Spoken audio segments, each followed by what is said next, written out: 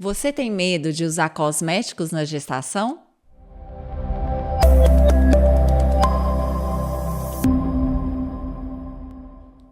Eu sou Renata Fontani, especialista em pele, e hoje eu vou conversar com o Dr. Ricardo Moreira, dermatologista, e a doutora Andresa Bello, ginecologista.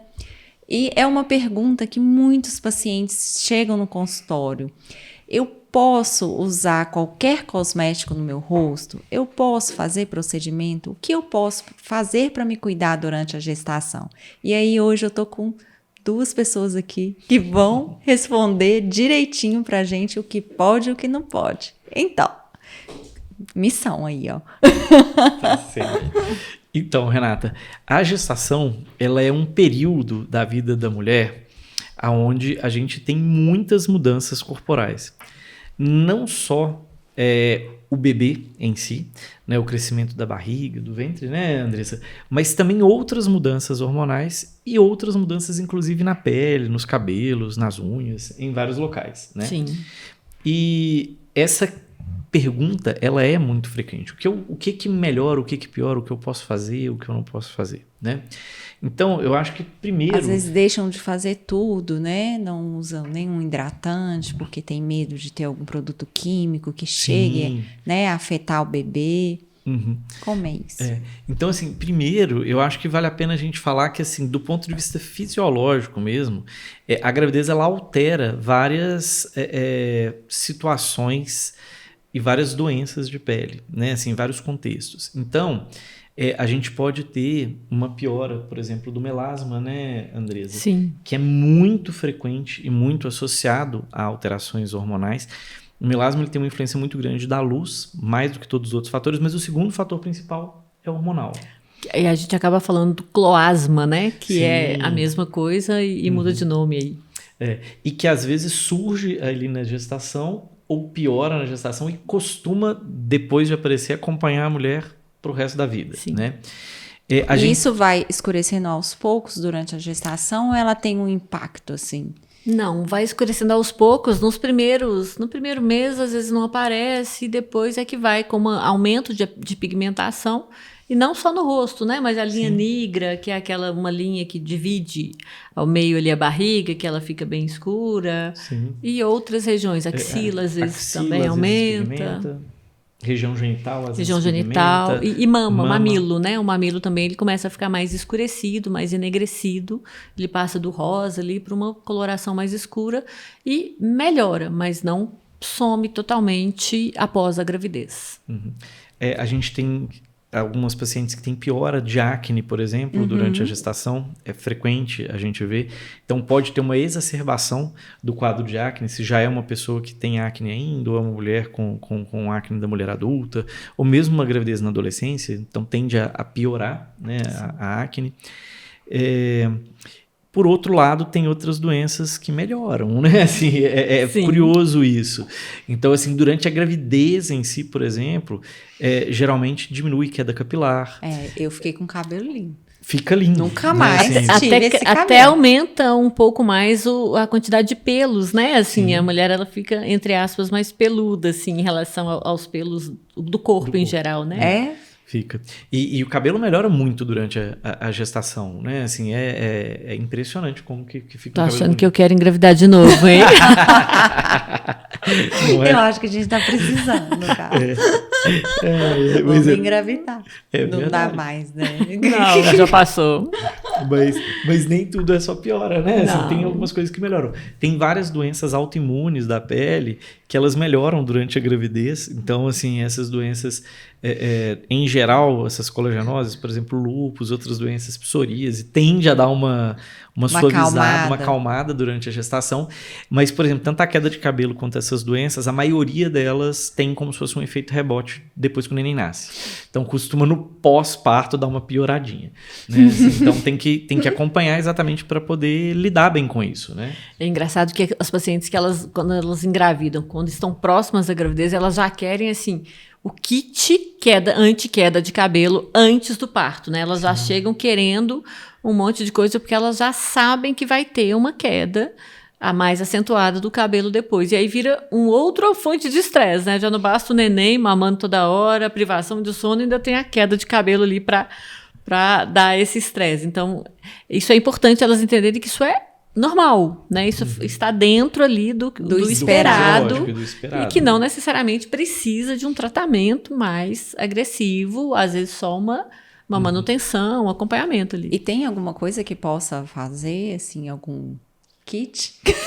Pois Já que você está falando, Sim. O né? kit, eu não ia sugerir, mas... Olha, normalmente a gente costuma encaminhar ao nosso querido colega dermatologista para que ele faça essa prescrição do kit, Sim, né? Mas às vezes uma vitamina, Ricardo, Sim, alguma coisa nesse sentido. O que acontece, Renata, assim, a gente tem que tomar muito cuidado nas prescrições da gravidez, porque tem alguns momentos da gestação que a gente tem muito pouca segurança, né? Assim, então, em especial, por exemplo, no primeiro trimestre da gravidez, a gente tem muito pouco trabalho com medicamentos que mostram segurança. Testando, né? Então, naquele primeiro trimestre, não tem muito jeito de você fazer quase nada, né, Andresa? Assim, é quase nada. Exceto hidratação e protetor solar, que isso aí você pode fazer na gestação inteira e melhora várias coisas, no princípiozinho da gestação são muito poucos produtos que você pode usar. Tem uma série de outros produtos que você pode fazer uso ao longo da gravidez. Então, pensando na questão do cabelo, né? Assim, que foi o que vocês perguntaram primeiro, né? Sim. No comecinho, você não vai ter que usar nada, até porque o cabelo fica bonito. Vai ficar maravilhoso. Ele vai acabar... Vai crescer, vai ficar grosso, quantidade, isso. volume. O que vai acontecer depois que o neném nascer... igual um leão, né? Você fica... Agora, depois que nasce, o que acontece? O próprio estresse do parto, né, do trabalho do parto, do neném nascer, ele é um fator que pode levar a uma queda exacerbada. O próprio fato da privação de sono, da amamentação de horário muito curtinho, que dá um certo desgaste físico para a mulher, ele pode levar a um pouco de queda de cabelo, né, assim. E a própria baixa hormonal, né? Assim, a própria queda dos níveis de hormonal, oscilação hormonal, pode levar à queda de cabelo nesse momento. E às vezes associada à perda sanguínea, né? Porque existe uma queda aí da ferritina, uma perda de uma quantidade esperada de sangue, que dependendo do nível prévio, né? Significativo, e que dependendo do nível prévio da paciente, ela pode ter uma perda maior que vai intensificar isso aí também, né? Então acaba que o que a gente recomenda muito nesse pós-parto, né? Assim, primeiro, ter uma alimentação bem balanceada e bem equilibrada e rica nesses nutrientes que são importantes para cabelo. Então, por exemplo, o ferro é muito importante para cabelo, vitamina D, zinco, são elementos que são muito importantes para o crescimento capilar, biotina. Então, esses nutrientes, se você tem alimentos que são mais ricos nesses nutrientes, isso é benéfico, é legal nesse aumentar momento, carne, né? Assim, fígado, vitamina C. Vitamina C, vitamina D. Então, isso acaba ajudando nesse momento aí, né? Assim, para que você recupere mais rápido. Não é nem que não aconteça a queda, mas que pós-queda você tenha um crescimento de novo mais rápido aí desses fios de cabelo, né? Assim, também ter o mínimo de estresse possível, que eu sei que isso é difícil, mas tentar manter uma rotina de sono, se você tem alguém que pode te auxiliar, né? Assim, tem um companheiro que se amamenta, mas ele põe o neném para dormir. Isso ajuda, né, Renata? Nossa, assim, ajuda muito. Porque se você tiver que amamentar, depois você tiver que trocar, depois você tiver que pôr para dormir, na hora que ele acabar de dormir, você vai tentar dormir, ele já acordou para mamar de novo. Né? Assim, porque mama de 2 em 2 horas é um ciclo... Falando uma pessoa com muita experiência. Muitos filhos, Mas eu ajudei a rede de apoio é fundamental aí fundamental. nesse momento, né? É fundamental, né? Assim, e se a gente pensa não no cabelo, mas na pele em si, né? O que a gente pode fazer na gravidez e deveria, inclusive, fazer? Então, primeiro, manter uma boa hidratação da pele, porque, dentre outras coisas, além dessas fisiológicas que a gente falava, uma outra coisa que aparece muito é a estria, né? Assim, por causa do crescimento e do aumento do volume abdominal rápido, né? Então, você manter uma pele bem hidratada, uma pele que consiga acompanhar... hidratar antes de estrear, exatamente. Né? Não depois. Depois também, mas antes é para prevenir. É para prevenir. Então, assim, quanto mais hidratada for a pele, quanto mais quanto mais elastina, colágeno ela tiver, menos vão aparecer essas estrias. Então é importante que seja uma pele bem tratada, né? Então usar um bom hidratante, às vezes um óleo que ajuda aí a manter a integridade da pele, isso acaba ajudando muito durante a gestação, né? Sim. Usei bastante. E é uma coisa engraçada que você tá falando isso aí, e as pacientes, às vezes, elas chegam assim, o que eu preciso usar, o que eu vou usar, que é próprio para a gestação, né? E, às vezes, não tem que ser próprio para a gestação, mas tem que ser uma coisa que pode ser usada durante a gestação. Então, por exemplo, creme, né? Os cremes, existem vários cremes que eles não são só para o período gestacional, mas que eles são excelentes opções e que podem ser usadas no período da gestação também. Isso. Né? Então, às vezes, elas ficam querendo alguma coisa que é só para a gestante. E nem sempre. Às vezes, tem outros produtos que são muito bons e que vão ser adequadamente usados na gestação. O hidratante, de uma forma geral, ele pode ser usado, assim? Na gestação, sim. Para uso tópico, a gente não tem nenhum hidratante que eu me recorde aqui que seja contraindicado para gestantes. Só se for alguma coisa que tenha retinóico, se for um hidratante normal, não teria problema. O que a gente pede é que não tenha muita ureia. Então, Isso, assim, mais de 5% de ureia, porque aumenta a permeabilidade da placenta e aí vai ter uma possibilidade de passar um pouco mais de substâncias para o feto, né? Então, assim, é mais essa questão de percentual de ureia, né? Eu já tive clientes que o médico proibiu o uso de hidratante. Eu não sei, talvez por uma falta de conhecimento e resolve proibir para não correr o risco. E a preferência também, Renata, assim, usar produtos que são hipoalergênicos, produtos que não tenham cheiro, que não tenham cor, porque pode ter reação alérgica, né, Andressa? E a gente tem hoje no mercado... E a gente fica com o olfato mais sensível, apurado, né? E a gente tem no mercado uma gama muito grande de produtos hoje. Então a gente tem hidratantes que são de um custo até bem acessível, que geralmente não são ruins, mas a gente tem uma faixa de hidratante que é um preço um pouco mais alto, que eles são muito mais hidratantes do que esses que são de custo mais baixo. E geralmente são com princípios ativos que não só ureia, mas que são outros produtos que acabam hidratando mais e durando um bom tempo também. Não que os hidratantes de ureia também tem uns para grávida, né? Tem. Sim.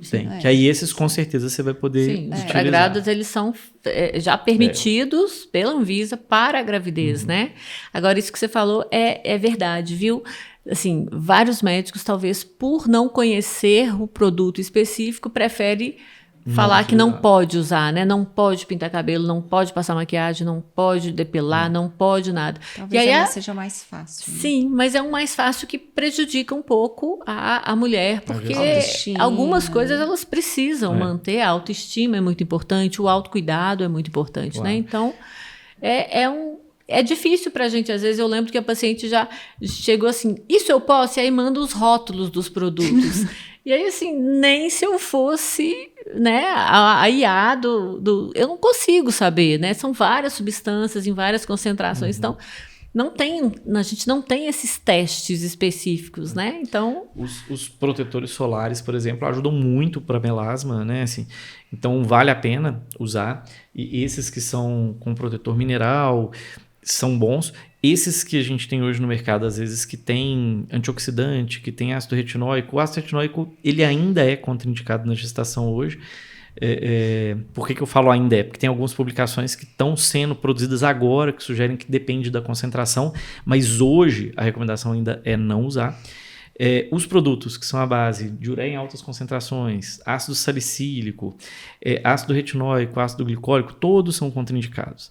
Então, aquele skincare que a pessoa fazia de, por exemplo, eu passo um rejuvenescedor facial à noite, não dá para usar nessa época, né? Com os produtos que a gente tem hoje. A gente tem alguns produtos que a gente tem prejuízos com altas concentrações, por exemplo, a ureia, o ácido salicílico. A gente tem uma ausência de trabalhos em concentrações baixas. Essa que é a questão. Então, a gente não tem essa segurança toda para usar esses produtos. Na verdade, a maioria dessas substâncias, a gente não tem evidência científica que nos assegure que elas são tranquilas de usar, né? Assim, a gente tem pouca evidência de que podem fazer mal e o quanto isso pode fazer mal também não é conhecido. Então, na dúvida, é preferível evitar o uso dessas substâncias do que correr um risco que ainda não é totalmente conhecido. Hidroquinona é contraindicado, que às vezes o pessoal usa para clarear, né? Assim, e o que é permitido? Não o que se faz pode? tratamento de clareamento durante a gestação. Sim. Não. Até o uso de laser, né? Durante a gravidez ou a depilação, a gente contraindica a depilação a laser, especificamente no período gestacional. Mas é muito por falta mesmo de evidência de que isso pode ser feito com segurança. Desses ácidos, o único que é mais seguro e que tem trabalho é o ácido azelaico, que ele pode ser usado e ele acaba ajudando a clarear um pouco o melasma, a não pigmentar tanto, né? Assim, mas os outros quando tem produtos aumento de acne também, né? Também ajuda a melhorar. Dos procedimentos, né, Andresa, assim, esses procedimentos estéticos, por exemplo, o Botox, ele é contraindicado formalmente, muito por falta de evidência, né? Assim, muito provavelmente ele não dá nenhuma complicação para o bebê, porque ele é um produto que é de ação muito localizada, mas a gente não tem evidência na literatura que nos dê segurança para usá-lo na gestação, né? E aqueles procedimentos que são mais de ação mais física, geralmente eles são menos complicados. E eles a gente acaba tendo uma liberdade maior de fazer, às vezes, mesmo com pouca evidência, né?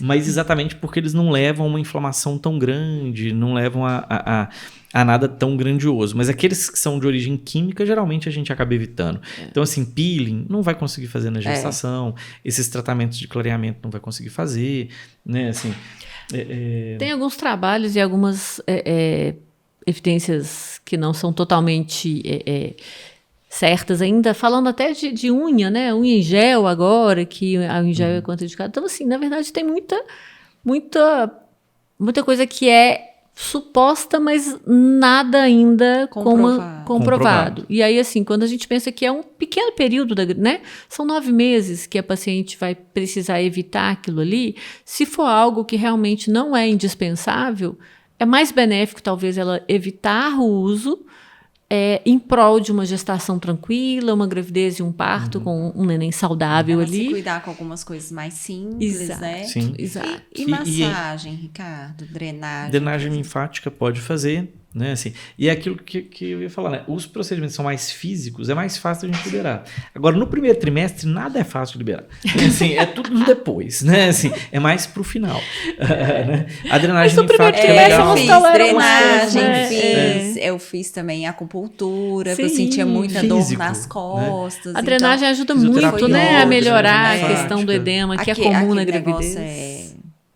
Para coluna, RPG? RPG ou Pilates. Não, isso tudo não só pode, como deve, né? São coisas muito boas. A drenagem linfática, uma limpeza de pele leve, sem peeling no final, sem ser muito agressiva. Pode fazer. E é isso, a hidratação da pele. Hidratação, o uso de protetor solar, o ácido azelaico, se tiver alguma manchinha, isso tudo é muito bem-vindo, né? E pintar o cabelo? Pois é tão questionável quanto, né? Na verdade, a gente sabe assim, que uma quantidade excessiva de chumbo e de outros metais pode ser ruim para a gravidez. Mas assim, o quanto ou qual a tinta e quanto da tinta essa quantidade, né? É que a gente não tem. Então, assim, não há uma evidência de que é algo realmente que impacta, que dá uma má formação, mas a gente também não tem a segurança de que é totalmente inócuo. Então, na dúvida, é preferível esperar ou postergar, pelo menos, para uma fase mais para frente, que já teve um desenvolvimento fetal mais adequado. Eu cheguei a usar uma tinta para gravidez. Eu esqueci a marca. Mas depois de 3 meses. 3 meses e meio. Geralmente, esses que são liberados para gravidez, eles costumam ser o que eles chamam de shampoo tonalizante. Sim, são tonalizantes. Que são produtos que... Porque a tinta, geralmente, ela faz uma abertura da película do fio.